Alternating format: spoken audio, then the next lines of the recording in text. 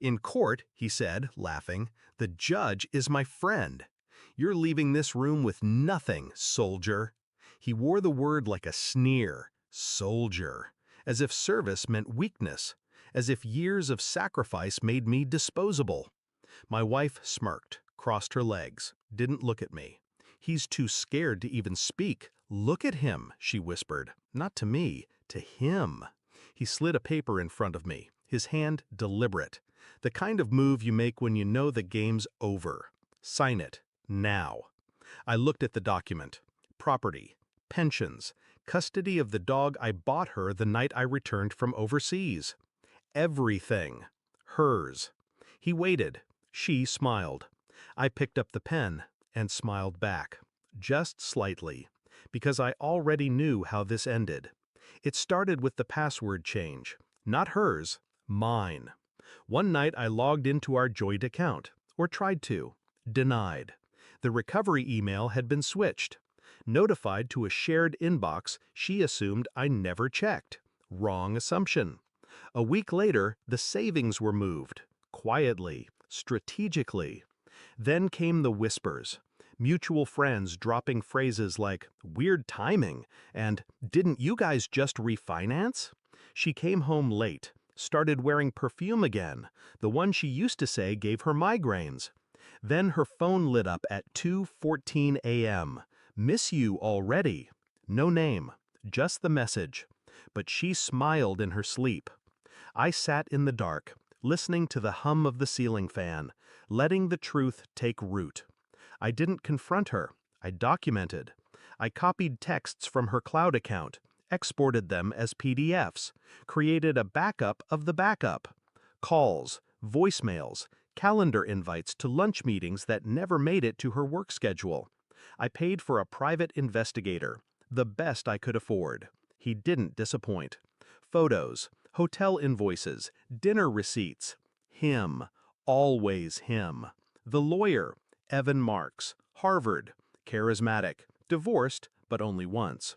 She met him through her firm's annual fundraiser. Apparently, they'd been involved for 6 months, maybe more. She planned everything, right down to filing first. Divorce, false claims of mental instability, even a protective order preemptively filed in case he lashes out. She was building a narrative, and I was supposed to be the silent ex-soldier unraveling. I let her believe it. I waited until the mediation meeting. No lawyers, just the three of us. I brought coffee, black, as always. They came in late, laughing. She wore white. He wore smug. She opened her folder, ready to dictate terms. Then I slid mine across the table, neatly labeled, color-coded, photos, emails, call logs, financial transfers between her and Evan, money moved into offshore accounts, some in her name, most in his. The silence that followed stretched like wire between us. She flipped through page after page, paled. He stayed quiet, for the first time since I met him. I leaned forward, calm. You should have known, I said. I don't fight with fists anymore. Court was public, so was the fallout. The evidence submitted sealed the outcome. Fraud, perjury, conspiracy. She lost the house, the car, the savings. He lost his license. The judge, the one he called friend, recused himself. Too late to save them. I didn't scream, didn't gloat, just sat there while the court-appointed attorney read the ruling.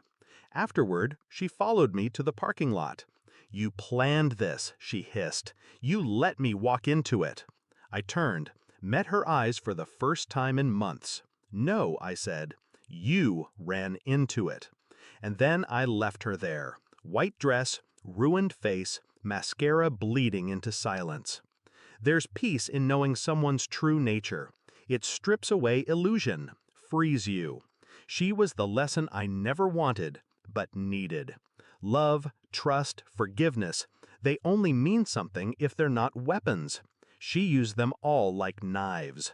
And I learned how to bleed quietly. That's the thing about people like her.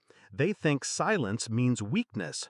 But I've seen real war, Real loss. She was just noise. And now, she's gone. And I have everything that matters. Even the dog. Especially the dog. Final settlement read, Pet custody, awarded to the respondent. I smiled when I signed that page. The last page. The only one that meant anything.